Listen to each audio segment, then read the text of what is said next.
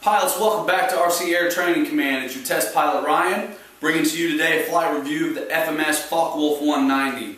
We're going to get quickly at the airfield and get this plane up in the air and show you what we found out. In our video, we've got the good, the bad, and the ugly. I'm going to show you what happens when you don't doctor the gear doors ahead of time. They're going to rip out on you. So we're going to get more into the details about the finer points and some things I believe were overlooked in the manual during the debriefing, which is at the end of the video. So for now, buckle in and enjoy the flight video and the banter between Mike and I out at the airfield. Thanks guys so much for tuning in. Here we are with the FMS Focke Wulf. Of course I like to put the battery in the lower compartment where they normally have the ESC. So my 4400 Sky Lipo fits just nice and snug in there the way I cut it and all the way forward. And the thing is, it's low. So that helps with the nosing over tendency too. Although this plane has such a forward rake, it's not going to happen. Here's my BEC, which was required to work the retracts on this plane. I'm flying a Spectrum radio and everything worked but the retracts on here. Oh, can you open that hatch a minute? Yeah. Let me arm your guns here. Oh yeah. Okay. Yeah, and I forgot this too.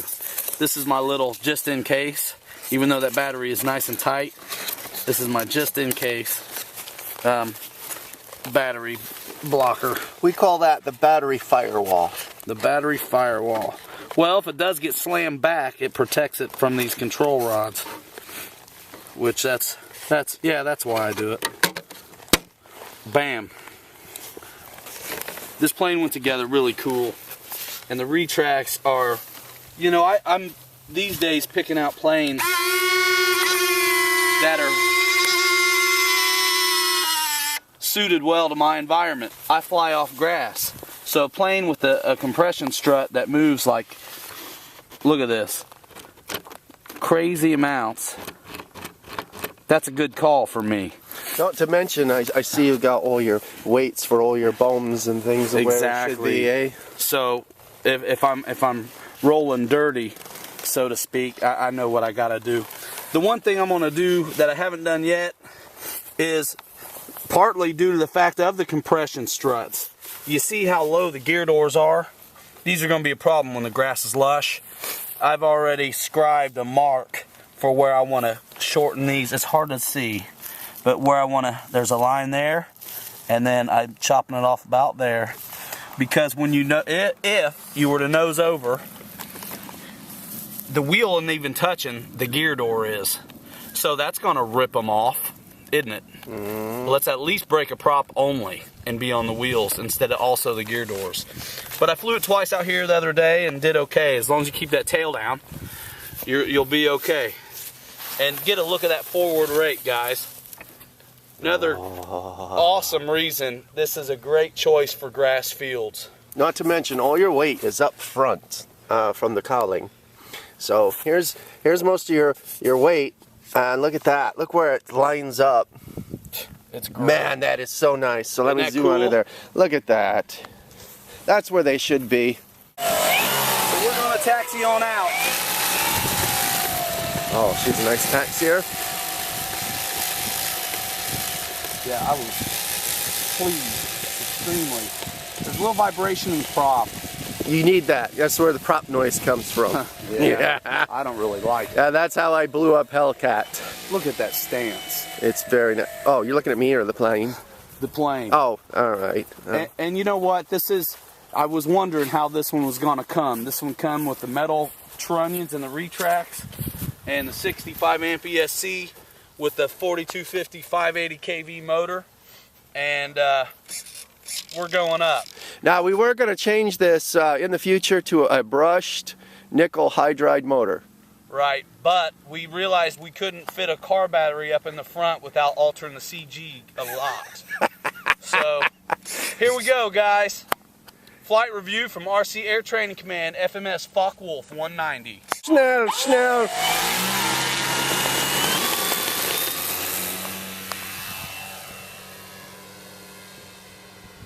Boy, got the flaps on just to help me here.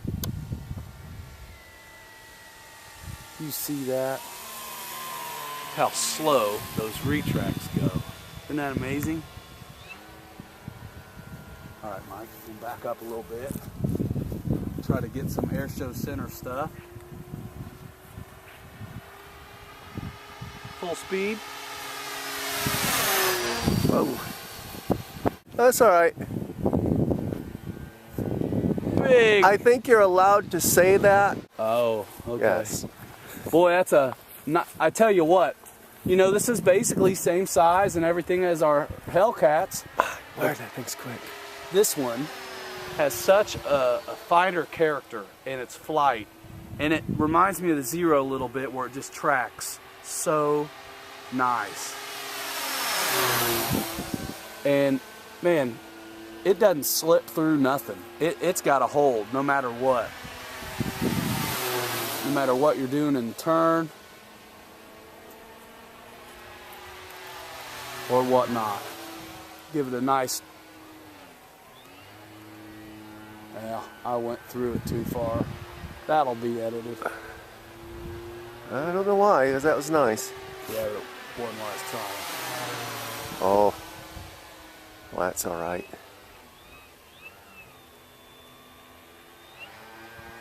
Man, that's almost got like the motors that I put in mine. The kind of speed, huh? Yeah.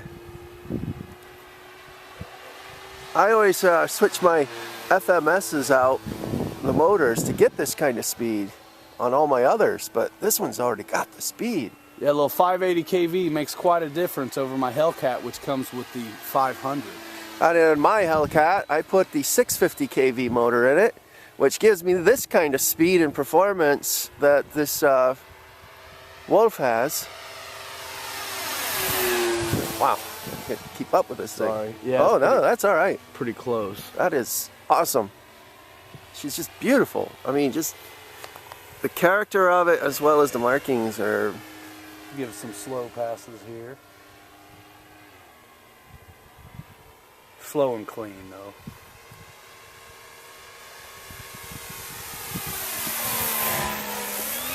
Sounds great, looks great, tastes great. Give us another slow pass there. Less filling. With 0 calories. Boy, it held it right there in a photo pass. With opposite rudder, it didn't have any trouble. We'll go for a barrel roll.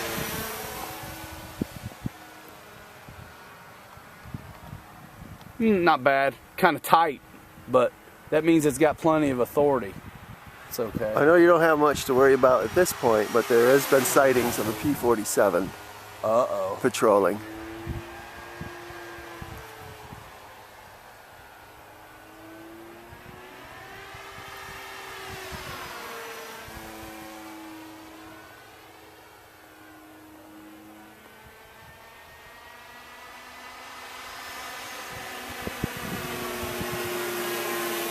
Sounds like it's time to come on down. I actually forgot to set my timer, so I'm gonna drop the gear and the flaps and settle in here.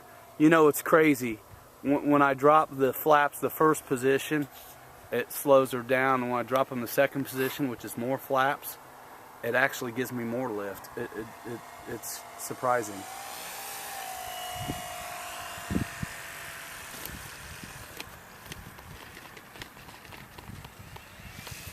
Really nice plane, and with such a forward rake, look at this, no trouble on the grass. My flaps are even down, and I'm not even on high rate elevator, and I'm having no trouble keeping the tail planted. Just really tickled with the... See, I don't use much elevator throw, guys, and get plenty of scale behavior out of it. It's pretty nice. And the servos for the flaps are the slowed down ones. You don't have to do anything. There's no sequencer or anything, but the servos work slowly. You can see these gear doors are really flirting with it though. I mean, right here in the grass, there's a clump. I did pretty good. I landed light, you know, but boy, a heavy landing and you're gonna mess up these beautiful struts. Rich from RC Informer has some really neat tips on his video of the FW-190, and I'm gonna, when the necessity dictates I pay attention to these struts, I'm gonna use his methods actually and doctor up these struts to kind of stiffen them up. The prop blades did have trouble fitting in the spinner. It's the peg where they key in. So on the prop itself, it's a good idea to go ahead and spin out and drill out that hole a little bit so the pin on the hub, so it all fits nice and flush, because you can't have the prop blades not sitting flush and expect it not to vibrate like crazy. We got enough juice to go up and down one time, and I'm gonna do it, by gosh. Sound good, Mike? That does sound good. It's a great day. The wind's just a little bit out of the southeast. Going up and down in the Focke Wulf.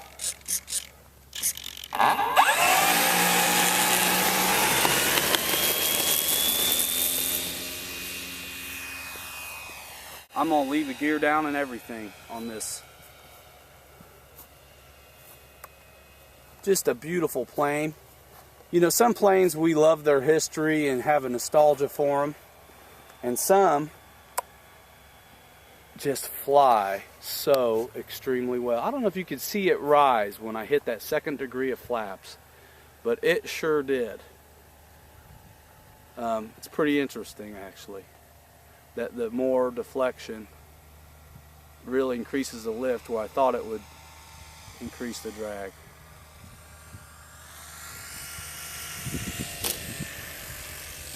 Beautiful Focke Wulf bounce. And there we go. That's what happens when the gear door catches. If you see some of the footage that I fly in, so I have to weave in and out of suspension lines and in between people, dogs, cats, mice, and everything else. And out here, Ryan likes this because he usually crashes only in the air. So this is rare that he gets on the ground. But like we said, there's those retracts there on the door covers. But it was a nice Focke Wulf bounce, though. That was kind of nice. Well, that's indicative of exactly what I was talking about with those stupid gear doors. Yep.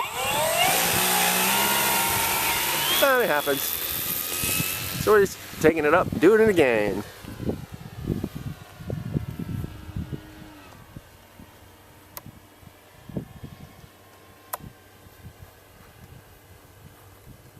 Yeah, that crown is really wild. But man, this thing is great. I still, that was my fault. That sounds better. That's much better. There we go again.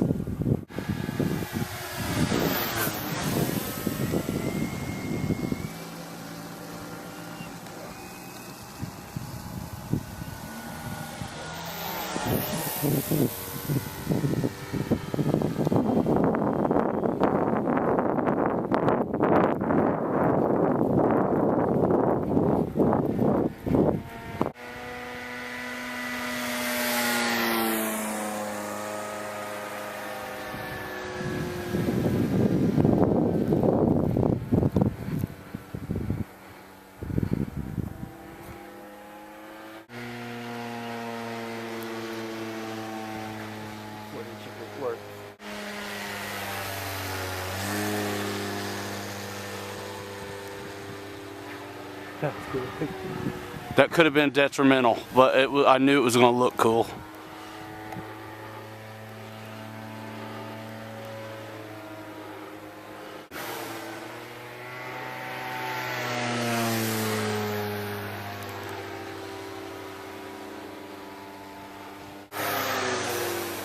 Shit.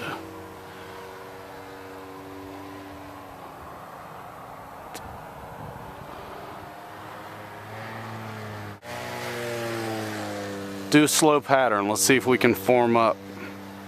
You haven't been behind me yet. You have to go kind of slow now. I'm trying. Well, I've been chasing you the whole time. Let's do what Pete calls tandem. What is it, a bicycle? This is war, man. Okay. Stay kind of high so I can get this.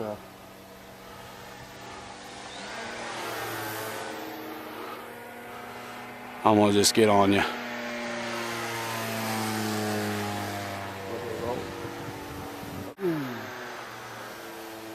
Explosion.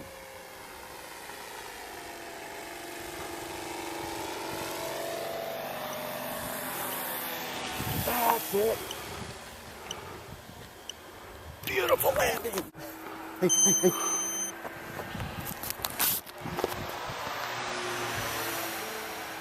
Let's go over by the plane. Let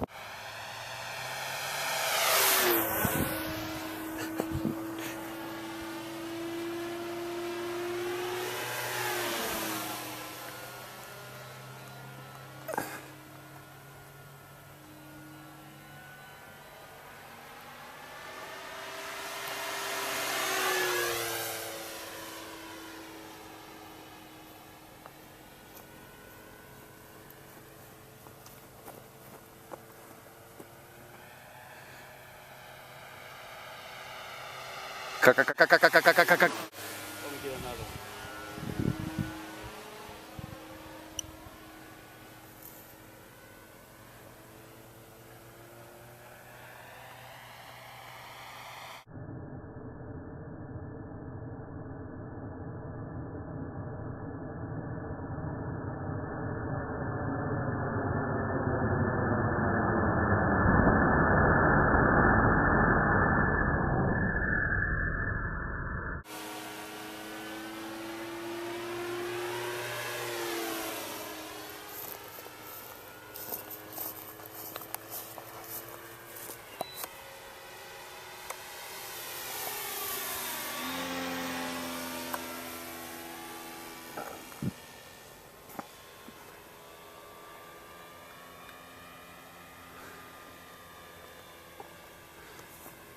I'm gonna land in between us and the Thunderbolt.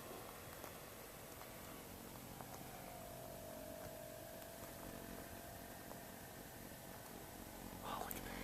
That's nice. Look how pretty.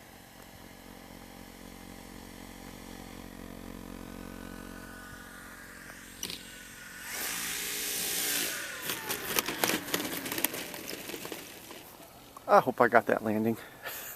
I can do another one.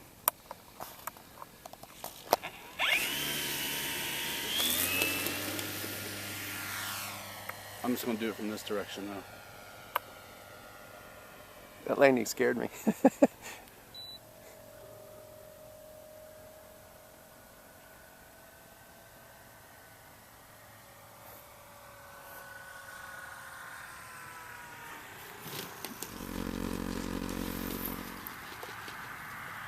That was a good one. You get it? You betcha. Dude, those gear held up. Even broken.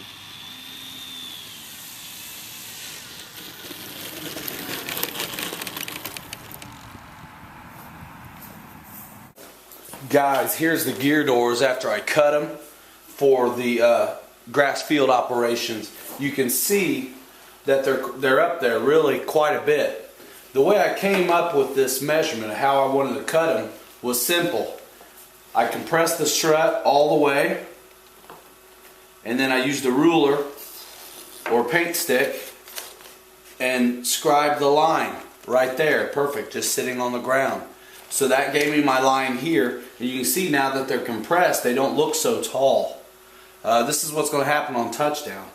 And then the other way I figured out how to do this angle was the same thing, except I simulated a nose over situation where the nose is on the ground, and once again the point protruded so far that the plane was not on the wheels but on the gear door. Of course that's going to rip them off. So again, as I mentioned, it was higher because I've cut it off. So this is how high it was, and so I scribed that line right there, and that's what gave me my measurement. So now if I nose over, I'm still on the wheels rather than the gear door. Alright, so you've watched the video. You see what I mean about the gear doors. These compression struts are gorgeous, and of course I've already cut them down. So imagine what happens when I'm compressed about 3/4 of an inch, half to 3/4. These all of a sudden are quite a bit lower. Well, the stock doors were not even 2 centimeters at the lowest point from the ground. So when they compress, it's over, especially if it's just not perfect every time. I flew 2 batteries before our video, a couple days prior, with the stock gear doors, and had lucked out, I'd say. Just lucked out. Shouldn't have done it, but I just had to fly the plane. I already knew there was going to be trouble with those gear doors, thanks to Rich at RC Informer. He shows his ripping off as well. Yeah, so on my 3rd and 4th battery of the Focke Wulf, which you're seeing, I of course was still flying the stock gear doors and ripped them off, and as you saw, even folded up a retract, pulled it out, and was still able to work the retracts and fly that second battery, the 4th battery. So these retracts are tough. Really, the video follows the natural chronology. The landings, everything, I kept honest with it this time, rather than for my ego's sake editing it to make me look good. So it is the bad, the good, and the ugly. The brutal truth about the Focke Wulf. As far as the deficiencies go, there's nothing they can't be overcome by just simple modifications. You know, as Rich mentions in his video, he's already pioneered how to eliminate the rotational play out of the strut. And as far as the manual goes, they should have you put the control horns on every surface before you assemble the plane, but they don't mention the control horns at all. Not only is it out of order, but it's not even in the manual.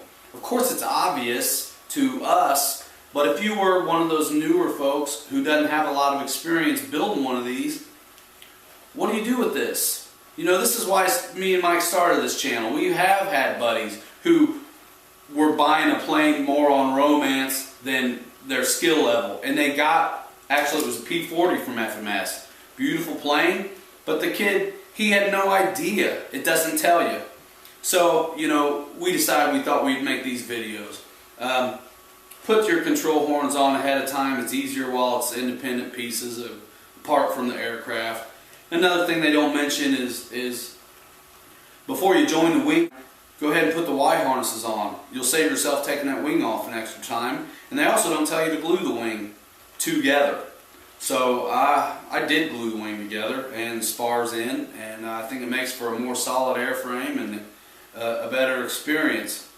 You know, the landing on the grass, even with the shock struts, is a pretty jarring proposition. So no reason not to do what you can while you've got it in pieces anyway.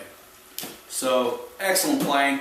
I am running a BEC due to the fact that I'm flying Spectrum 6-channel receiver, which apparently doesn't have the voltage to operate the retracts. Other guys are using a receiver battery or a 7-channel or above receiver or a completely different brand radio, and having success that way. I just have a BEC, and it's worked fine ever since. So with that being said, the only other deficiency at all is really just something to look out for, and you'd need to on any other aircraft as well, and that's the hinges. They're just foam. There's no tape like some other manufacturers do. So I'll be using the Blender hinge tape to reinforce those and keep my eye on them. But I tell you, I'm completely stoked with the way this plane handles on the ground, and even more so in the air. It flies awesome. You saw in the video the one folded up. It did crack the unit, but it cracked it in what I'm going to call the motor housing part of the retract unit. So what happened then was you couldn't really see the crack unless you pushed in on the retract. Well, what I did was I shoved a dime underneath it and it can't move, and glued that dime in. And then I also used some welder's glue and a light ply plate on top of that motor housing, you know, the long part, and glued that too. So, I mean, it was working before I did that. You see it at the field. I was able to operate those retracts after I folded up and broke the stupid thing. So, it's super tough, super tough.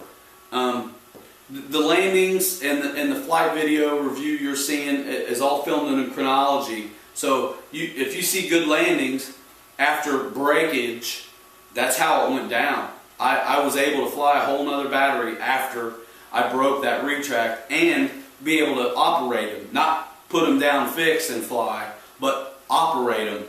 And that was during, Mike and I were both up. He was in a P-47 and I was in the Focke Wulf, and we were dog fighting. And I'm just going to show you just a little bit of it. A lot of it was so far away. We'll save it for another date. But pretty fun times there. So he had landed and I was doing some strafing runs on him. And then, of course, I did a couple landings there at the end. And that was all on a broken retract. So tough. Real tough aircraft and real solid. And they keep getting better. You know, it took them 7 versions to get their Mustang right.